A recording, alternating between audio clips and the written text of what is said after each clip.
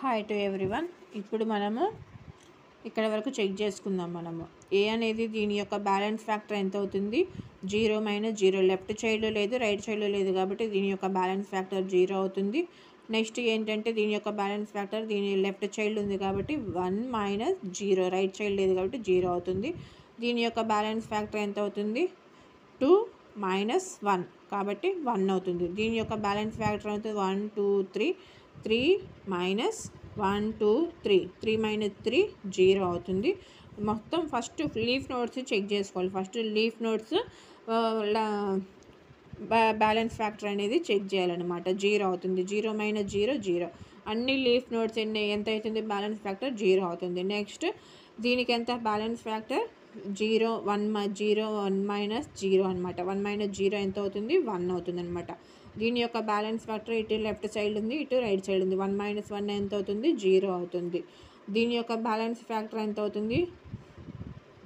2 - 2. 2 - 2 అంటే ఎంత అవుతుంది? 0 అవుతుంది. నెక్స్ట్ దీని యొక్క బ్యాలెన్స్ ఫ్యాక్టర్ 3 - 3 ఎంత అవుతుంది? 0 అవుతుంది అనమాట. నెక్స్ట్ మనము ఇన్సర్ట్ ఎల్ అనేది ఇన్సర్ట్ చేస్తున్నాం అనమాట.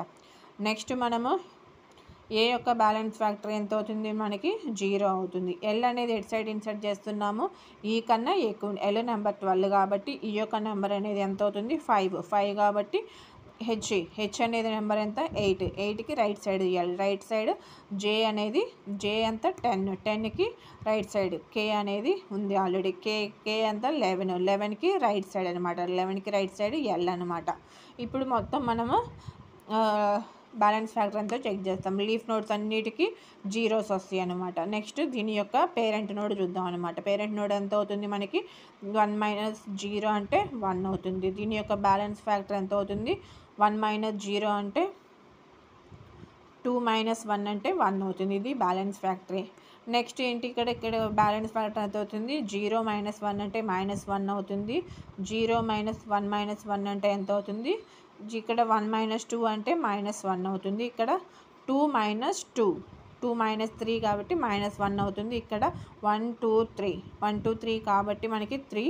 ఇక్కడ 1 2 3 4 -1 కాబట్టి 3 - 4 -1.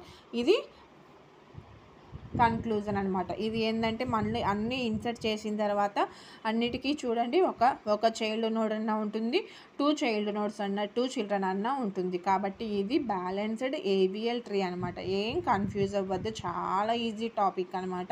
మీరు భయపడకుండా ఒక్కొక్కటి ఇన్సర్ట్ చేస్తూ బ్యాలెన్స్ ఫ్యాక్టర్ అవుతుందా లేదా అని ఎప్పటికప్పుడు చెక్ చేసుకుంటూ ఉండాలన్నమాట. ఎక్కడైతే అన్బ్యాలెన్స్డ్ ఫ్యాక్టర్